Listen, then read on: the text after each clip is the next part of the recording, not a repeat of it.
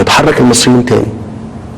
ولما اتحركوا 25 يناير اتأكدت. محدش قال اعمل جيش وطني قوي، محدش قال القضاء على الاستعمار، محدش قال القضاء على الإقطاع، قال حاجة تانية. الحاجة التانية دي كانت أهداف موجودة بشكل أو بآخر في أهداف ثورة يوليو، ولكن النتائج بتاعتها ما كانتش بالمستوى اللي يرضي الناس، فتحرك الناس.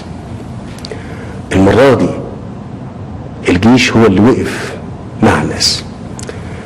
دي نقطة مهمة جدا محتاجين نعرفها كلنا ونتأكد انها موجودة دلوقتي ومستقبلا، ان الجيش المصري دايما هيبقى ظهير للشعب المصري، زي الشعب المصري ما هو ظهير الجيش المصري، كتلة واحدة.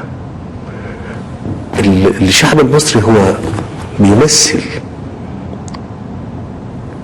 مع الجيش المصري كتلة صلبة جدا جدا في استمرار والحفاظ على الدولة المصرية.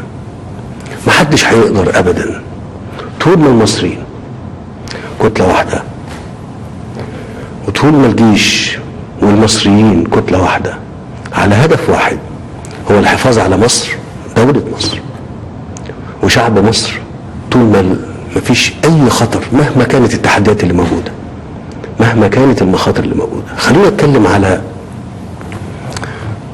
الحرية والعدالة الاجتماعية والعيش والكرامة الإنسانية.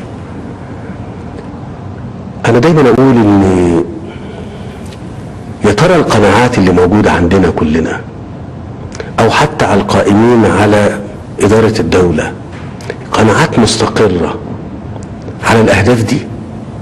يعني الثوابت اللي موجودة في القائمين على الدولة دلوقتي أو حتى قبل كده، القناعات دي موجودة عندهم في الحفاظ على الأهداف دي؟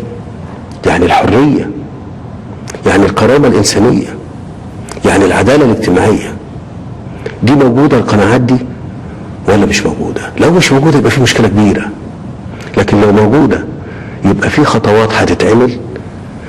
مش هقول ما نستعجلهاش، لكن هقول ان احنا هنعيشها وهي بتتحرك وبتتنفذ على الواقع بتاعنا.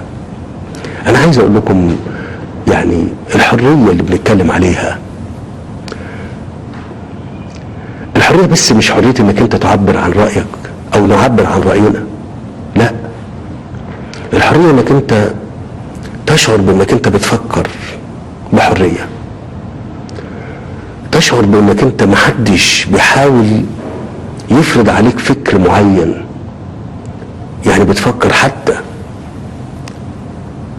في الاعتقاد يبقى حرية اعتقاد، ان ما يبقاش في فكر بعينه بيفرض على الناس على ان هو ده الحق وغيره لا، ده ضد الحرية انا اعتقد. وعشان كده المصريين حسوا ان الحرية منقوصة وتحركوا في 30 يونيو، حسوا ان حريتهم هتتاخد منهم وهيتفرض حاجة تانية. الحاجة التانية دي هو فكر بعينه، بغض النظر، انا بتكلم بمنتهى التجرد، بغض النظر على ان الفكر ده صح ولا غلط، ده موضوع نسبي وموضوع